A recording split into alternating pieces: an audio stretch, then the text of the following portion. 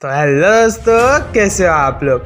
अभी देश में इलेक्शंस का माहौल चल रहा है। वैसे क्या आप लोगों को पता है फर्स्ट वोटर जिसने कभी वोट कास्ट किया हो वो कौन था? और हमारे श्री नरेंद्र मोदी जी हमारे देश के कितने प्राइम मिनिस्टर हैं? एंड हमारे पहले प्राइम मिनिस्टर जवाहरलाल नेहरू कैसे बने?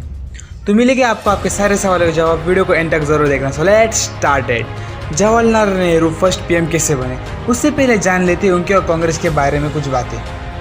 तो अपना एजुकेशन इंग्लैंड से पूरा करने के बाद नेहरू जी 1912 में इंडिया वापस आए और आने के बाद उसी साल इंडियन नेशनल कांग्रेस के साथ शामिल हो गए और फिर 1923 तक बहुत सारे मूवमेंट्स में पार्टिसिपेट करके वो इंडियन नेशनल कांग्रेस के जनरल सेक्रेटरी बने और 1929 में लाहौर सेक्शन में वो कांग्रेस के प्रेसिडेंट बने। तो ये थे रिलेशंस पंडित जवाहरलाल नेहरू और इंडियन नेशनल कांग्रेस के बीच। तो आइए अब जानते हैं कि ऐसा क्या हुआ कि इंडिपेंडेंस के बाद जवाहरलाल नेहरू बनाए हमारे पहले पीएम।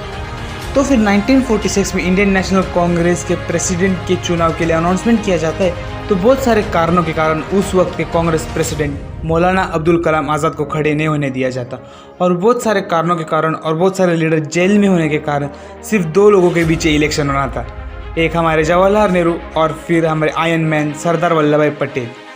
तो उस वक्त इलेक्शन वोट सिर्फ कैबिनेट मेंबर्स ही करते थे। तो फिर 15 में से 12 वोट सरदार वल्लभ भाई पटेल को मिले और 3 वोट्स किसी को नहीं दिए गए थे। इसका मतलब जवाहरलाल नेहरू को एक भी वोट नहीं मिला था। तो फिर वो क्यों बने इंडिया के फर्स्ट पीएम? फिर बीच में आए महात्मा गांधी। वो जानते थे कि ये दोनों ही लीडर्स हमारे देश के लिए बहुत ही ज़्यादा इम्पोर्टेंट थे और जवाहरलाल नेहरू को नीचे वाली पोजीशन नहीं चाहिए थी।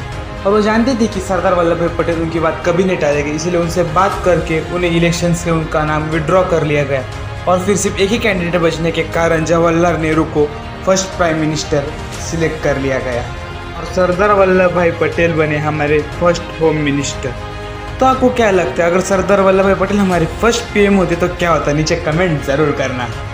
तब आइए आगे बढ़ते।